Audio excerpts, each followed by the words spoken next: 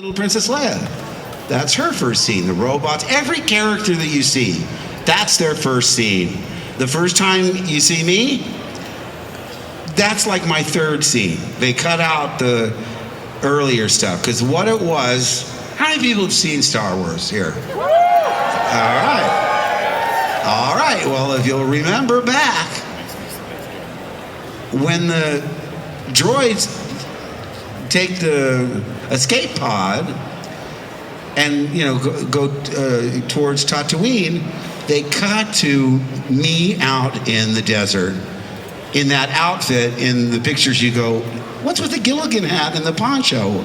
I never saw that, because this was the scene that was cut out. He's out, he's working on the motion evaporators, he sees something on the sky, he takes out his macro binoculars, I remember it said in the script, and he looks up at the sky and he sees two little, or just sort of like a glimmer.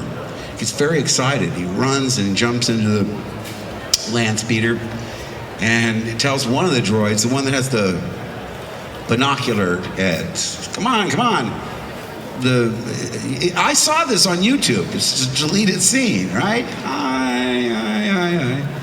Okay. Anyway, he blows a gasket and he goes flying off to Tashi Station. And here's what I thought was interesting about the fact that it involves character. He runs into the station, and there's Anthony DeForest as Fixer, there's Koo Stark as Cammy, and there's Garrick Hagan, who's here as Biggs Darklighter. Yeah. And several things that you learn, I think, are important, for me, for character. First of all, everybody ridicules Luke. Oh, wormy, he's been out in the sun too long. Nobody respects me, okay? I'm not popular. There they are, okay. For those of you scoring at home. That's Garrick as Biggs. There's Koo Stark. See, there is another eligible young woman in the galaxy that's not your sister. What a terrible loss that was when they cut her out. And then, of course, Anthony DeForest as Fixer, and me in my goggles and Gilligan hat. There, thank you so much for illustrating that. Over here. So he's not popular. I remember Koo Stark is sitting on Anthony DeForest's lap. She calls me Wummy in that sort of snide English accent.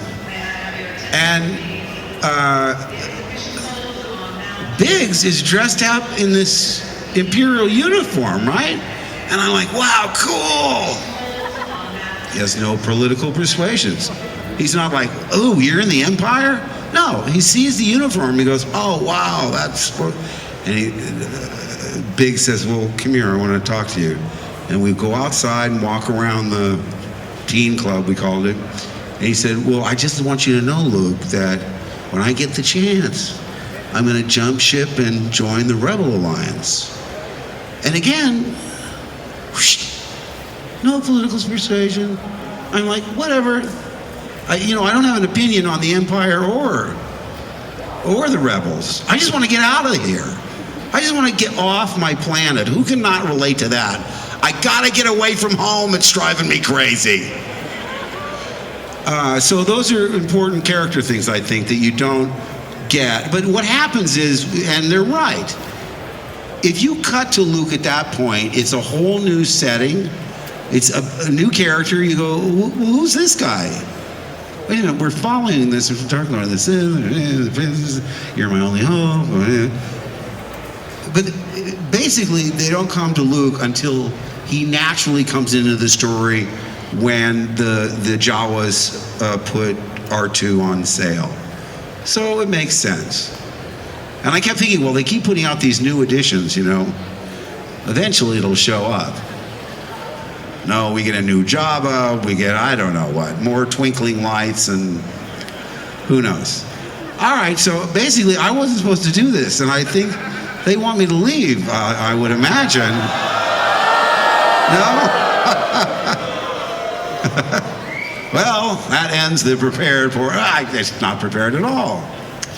Well, any questions, any answers, any rags, any bones? Okay, now he's saying, did you really say Carrie? Let me tell you something about this. This was printed in a book, Famous Movie Flubs. Here's several things you ought to know. In that scene, we were at a sound stage at Shepperton, which was not soundproof. Every single sound in that scene, I mean, they took out the entire soundtrack, and every sound you hear, every clink, every walk, everything is created after the fact. So when George saw my lip flap, he said, "What were you saying there?" And I said, "I don't know. I remember looking around and I went, oh, there she, as in, there she is. Oh, there she." And he said, "Well, say that then, and do it the way you did it." So I did. The microphone's here. Oh, there she, as in, there she is. George hates in-jokes. For me to call her Carrie, I would have to get it past George, which I couldn't do. And number two, it's sort of insulting to me that someone would think that I would sort of inadvertently just forget where I was and call a character by their name. I mean, come on. I know I'm not the brightest bulb on the Christmas tree, but I ain't that stupid. But thanks for asking. Yes.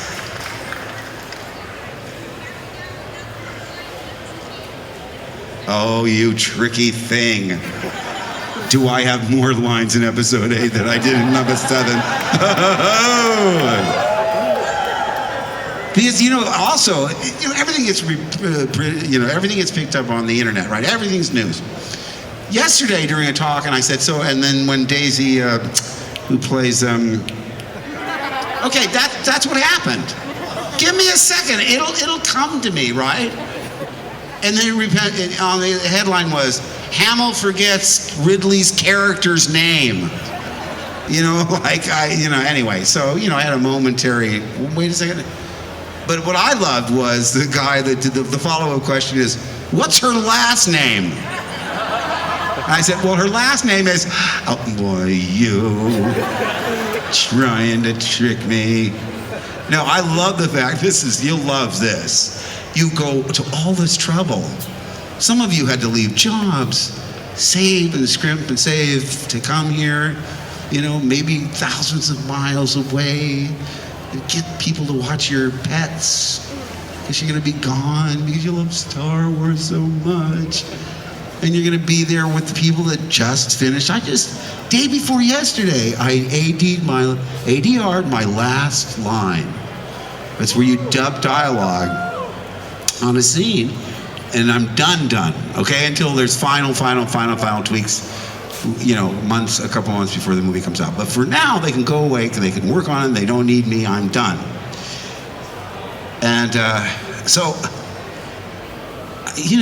and look at all these faces, these lovely expectant faces. Mark, please tell us something. One little morsel about episode 8. Anything, just, you can mouth it. You can act it out. Something about episode 8, and you went to all this trouble. You know so much about Star Wars. You want to know something about episode 8. You spent all this money, and here's the funny part, and I know you'll love this.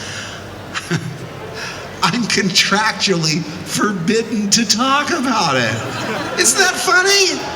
It's funny. Because you spent so much money and time and effort, I can't talk about Star Wars. I love it. Oh, I guess it's not that popular with this crowd. Yes. Yes? Sure. Or you just wave at me. Hi, how are you? I love you too. Oh no, I love you, Luke. All right. Oh, I love you for loving me. Hi. Ryan Johnson. Oh my God. I know. I'd heard of him, but I never saw his movies. What?